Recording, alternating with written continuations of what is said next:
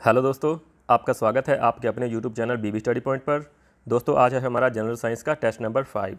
तो दोस्तों आज के टेस्ट में आपको काफ़ी इंटरेस्टिंग और एग्ज़ाम ओरिएंटेड क्वेश्चंस देखने को मिलेंगे। तो आपसे उम्मीद है कि आप ये टेस्ट लास्ट तक पूरा देखेंगे और टेस्ट के लास्ट में अपना स्कोर जरूर मेंशन कीजिएगा कि आज के टेस्ट में आपने कितना स्कोर किया। हमारे इस टेस्ट का पैटर्न कुछ ऐसा होगा कि आपको पहले एक MCQ क्वेश्चन पूछा जाएगा, उसके बाद 5 सेकंड्स मिलेंगे आंसर देने के लिए। आंसर बताने के बाद आपको एक्सप्लेनेशन दी जाएगी उस क्वेश्चन के बारे में, ताकि आपको उस क्वेश्चन से बन सकने वाले दूसरे क्वेश्चंस की भी इंफॉर्मेशन मिल सके। तो दोस्तों बिना टाइम वेस्ट किए चलिए स्टार्ट करते हैं आज का टेस्ट। तो आपका पहला क्वेश्चन है, एक स्वस्थ वयस्क मानव के शरीर में कितना नमक पाया जाता है?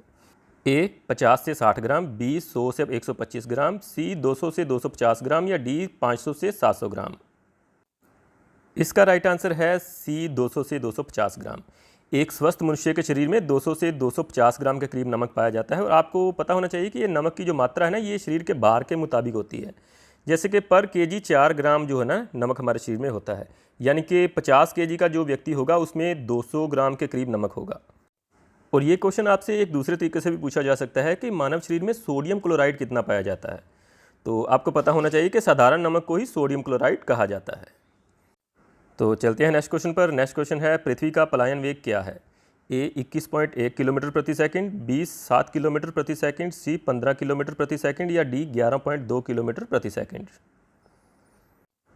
तो इस क्वेश्चन का जो राइट आंसर है वो है डी 11.2 किलोमीटर प्रति सेकंड।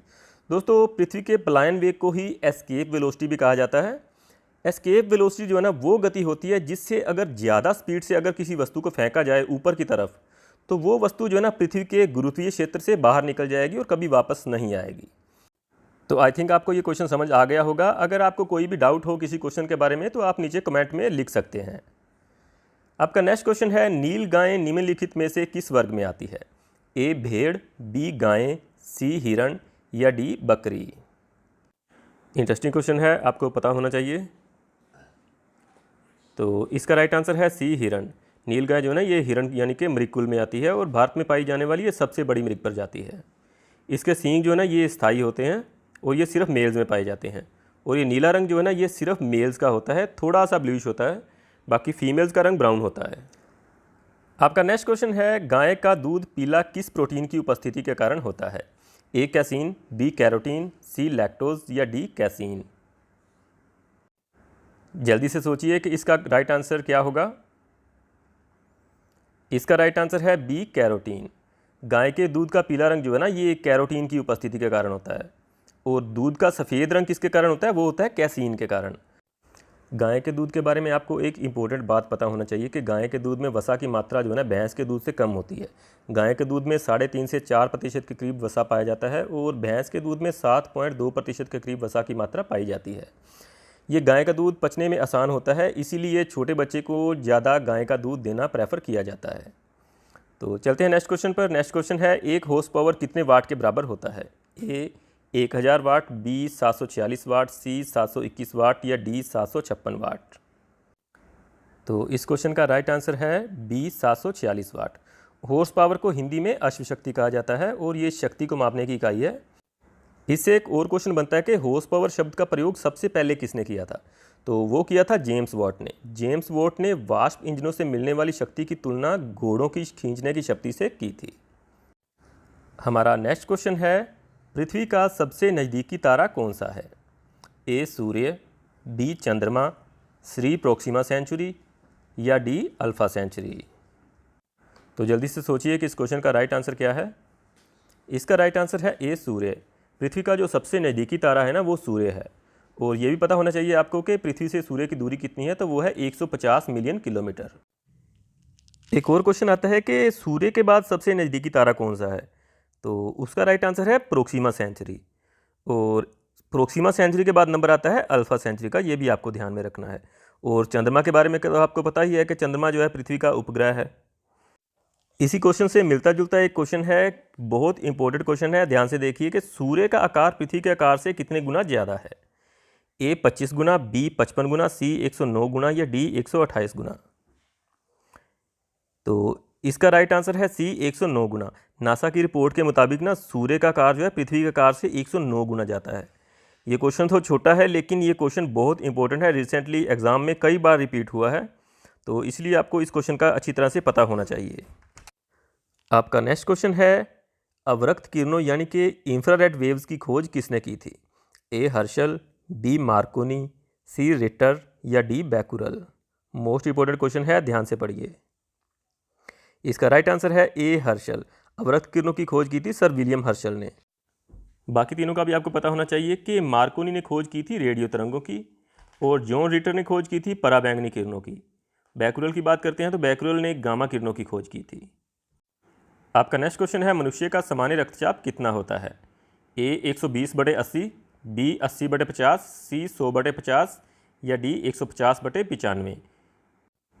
तो जल्दी से सोचिए कि इसका राइट आंसर क्या है। इसका राइट आंसर है ए 120/80 mmHg। एक स्वस्थ व्यक्ति का सामान्य रक्तचाप होता है 120/80 mmHg।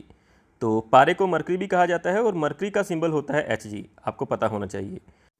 तो इसमें जो mm/Hg होता है ना, उसका मतलब होता है मिलीमीटर ऑफ मरकरी। तो नेक्स्ट क्वेश्चन है, 25 अप्रैल को विश्व भर में कौन सा दिवस मनाया जाता है? ए विश्व एड्स दिवस, बी विश्व टीबी दिवस, सी विश्व पोलियो दिवस या डी विश्व मलेरिया दिवस? इस क्वेश्चन का जो राइट आंसर है वो है डी विश्व मलेरिया दिवस। विश्व मलेरिया दिवस जो ना ये 25 अप्रैल को होता है और बाकी तीनों का भी पता होना चाहिए कि विश्व एड्स दिवस जो है ना ये 1 दिसंबर को होता है और विश्व पोलियो दिवस जो है ये 24 अक्टूबर को मनाया जाता है। और बात करते हैं टीबी दिवस की, तो टीबी दिवस जो है ये 24 मार्च को होता है। आपको इन सब का पता होना चाहिए, ये एक मोस्ट इंपॉर्टेंट क्वेश्चन था। आपका नेक्स्ट क्वेश्चन भी इसी क्वेश्चन से रिलेटेड है। क्वेश्चन है, मलेरिया रोग इनमें से किस परजीवी के कारण होता है? ए प्लाज्मोडियम, बी वेरिसेला, सी एस्बेस्टोसिस या डी साइदरोसिस? तो इस क्वेश्चन का जो राइट आंसर है वो है ए प्लाज्मोडियम। मलेरिया रोग जो है ना ये प्लाज्मोडियम नामक परजीवी के कारण होता है और ये रोग जो है ना ये मादा एनफ्लीज मच्छर के काटने से होता है, आपको पता होना चाहिए। और इस मच्छर में एक प्लाज्मोडियम नाम का परजीवी पाया जाता है, जो जब ये मच्छर मनुष्य को काटता है ना तो ये प्लाज्मोडियम नाम का परजीवी मनुष्य के रक्त में फैल जाता है और मलेरिया रोग हो जाता है। मलेरिया से हमारे शरीर का कौन सा अंग प्रभावित होता है, ये भी क्वेश्चन पूछा जाता है।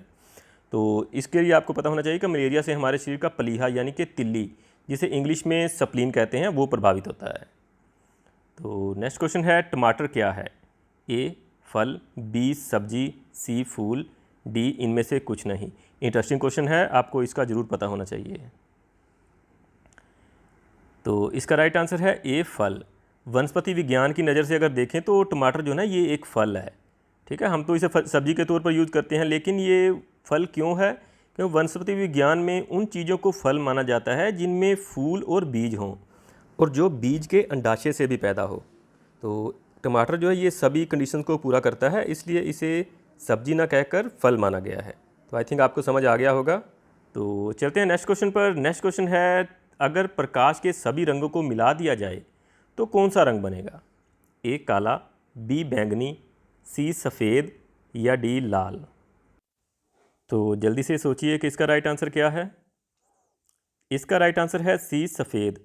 उस स्थिति में ना सफ़ेद रंग बनता है। आपको पता ही होगा कि सफ़ेद रंग जो है ये 7 रंगों का मिश्रण होता है और इस सफ़ेद रंग के प्रकाश से 7 रंग अलग करने के लिए प्रयोग किया जाता है प्रिज्म का। प्रिज्म के जब एक तरफ से ये सफ़ेद प्रकाश को डाला जाता है ना तो उसके दूसरी तरफ से 7 रंग अलग होकर निकल जाते हैं। आप ये डायग्राम में भी देख सकते हैं। हमारा नेक्स्ट क्वेश्चन एक बहुत ही इंपॉर्टेंट क्वेश्चन है, तो आपको ये अच्छी तरह से समझना है। क्वेश्चन है, जल का अधिकतम घनत्व कितने केल्विन तापमान पर होता है? ए 4 केल्विन, बी 373 केल्विन, सी 273 केल्विन, डी 277 केल्विन?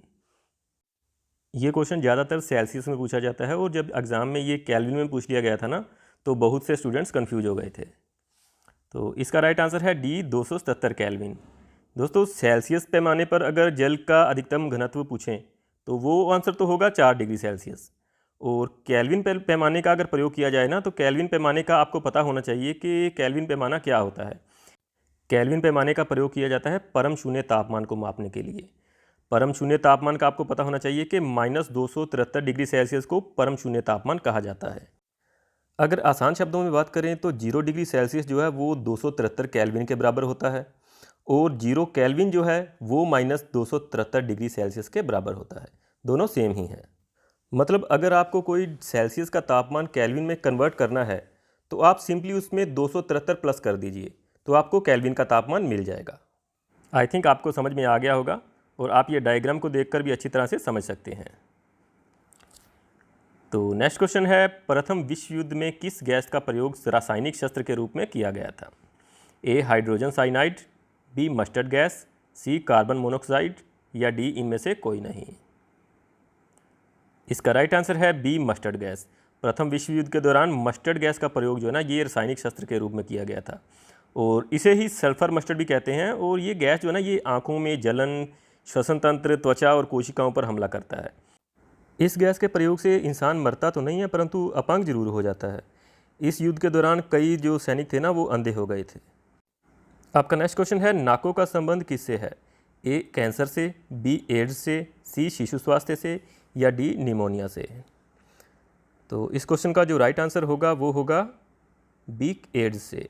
नाकों का संबंध जो है ना ये एड्स से है और नाकों का फुल फॉर्म होता है नेशनल एड्स कंट्रोल ऑर्गेनाइजेशन और ये एक गवर्नमेंट ऑर्गेनाइजेशन है और इसका मुख्य कारण जो है ना एड्स की रोकथाम करना है।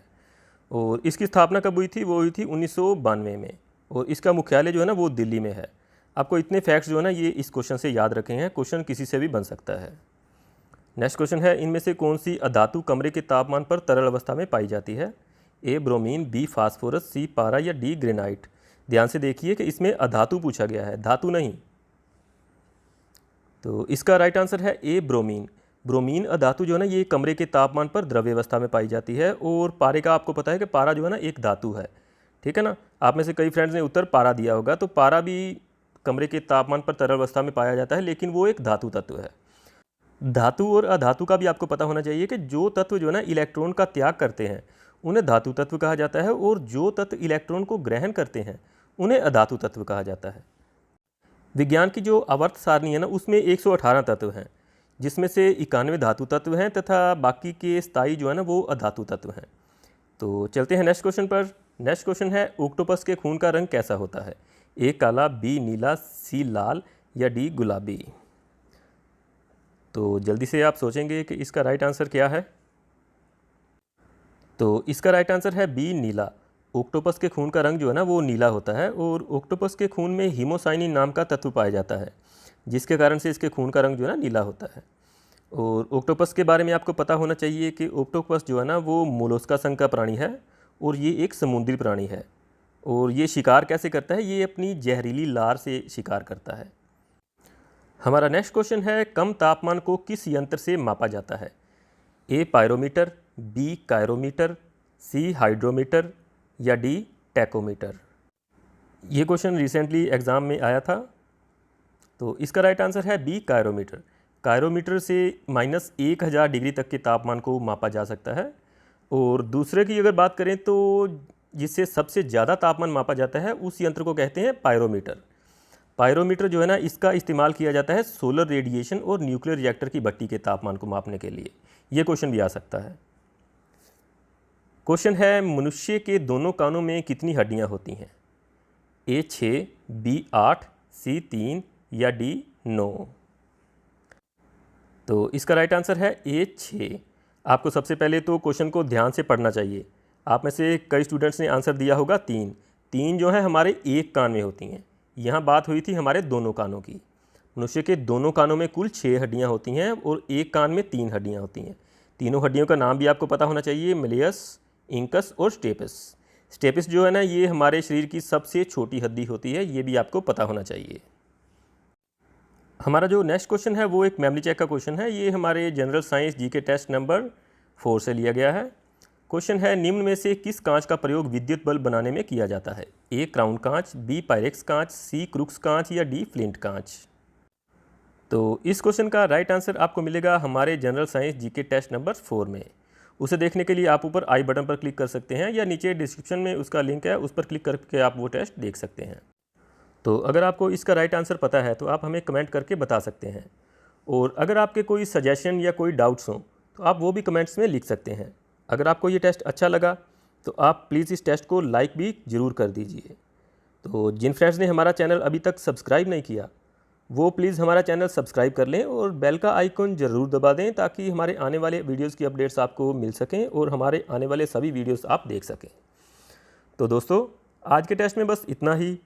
मिलते हैं जल्दी ही नेक्स्ट टेस्ट में इससे भी अच्छे लेवल के क्वेश्चंस लेकर। तब तक के लिए गुड बाय एंड जय हिंद।